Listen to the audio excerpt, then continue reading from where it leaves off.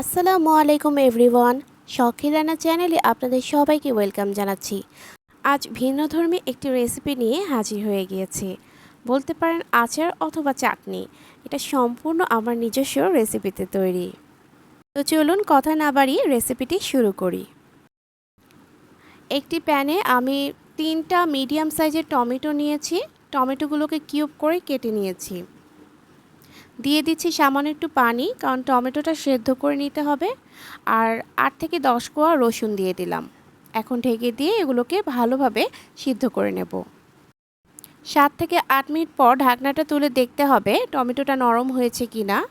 অনেকটা নরম হয়ে এসেছে। এখন এগুলোকে একটু নেড়ে হালকা করে ভেঙে নিতে হবে। এখন এতে অ্যাড করে দিচ্ছি আম। আমি এখানে 2টা বড় সাইজের আম নিয়েছি। আমগুলো কাঁচা আর পাকার মাঝামাঝি অবস্থায় আছে। কাঁচা আম পাকতে শুরু করেছে সেরকম আম। আপনারা চাইলে কাঁচা আম দিয়েও করতে পারেন। আমগুলোকে আমি এখানে ছোট ছোট করে পিস করে কেটে নিয়েছি।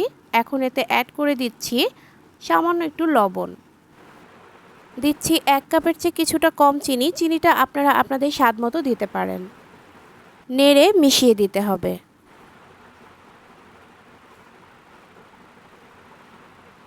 অ্যাড করে দিচ্ছি 2 টেবিল চামচ হোয়াইট ভিনেগার। এই ভিনেগারে আমটা গলে যাবে। ঢেকে দিয়ে অপেক্ষা করছি 10 মিনিটের মতো। চুলার ফ্লেমটা লো রেখেছিলাম। 10 মিনিট পর ফিরে এসে আবার এগুলোকে একটু নেড়ে দিতে হবে। একটা চামচের সাহায্যে এভাবে আমগুলোকে একটু ভর্তা করে নিচ্ছি। আমটা একটু আস্ত থাকলেও সমস্যা নেই, তবে টমেটোগুলোকে একেবারে ভর্তা করে নিতে হবে। এখন সব কিছুকে একটু সাইড করে নিচ্ছি। মাঝখানে একটু জায়গা করে দিয়ে দিচ্ছি সরিষার তেল। এই কাজটা আপনারা অন্য পাত্রেও করতে পারেন। আমি আর ঝামেলা করছি না। দিয়ে দিলাম 3টা শুকনো মরিচ। শুকনো মরিচগুলোকে 2 ভাগ করে নিয়েছি। এখন দিয়ে দিচ্ছি আচারের মশলা। এখানে আমি 2 টেবিল চামচ আচারের মশলা নিয়েছি।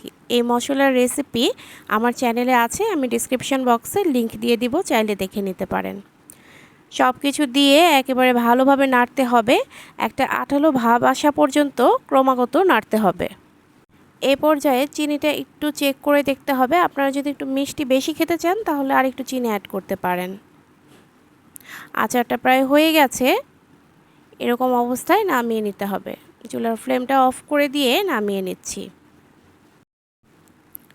তৈরি হয়ে গেল মজাদার স্বাদে আম টমেটোর আচার অথবা চাটনি রেসিপি।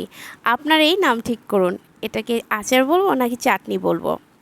বাসায় ট্রাই করতে পারেন। খিচুড়ি ভাতের সাথে বেশ জমে যাবে। আজকের মতো এই পর্যন্ত। ইনশাআল্লাহ আবারও হাজির হব নতুন কোনো রেসিপি নিয়ে। সবাই ভালো থাকবেন। আল্লাহ হাফেজ।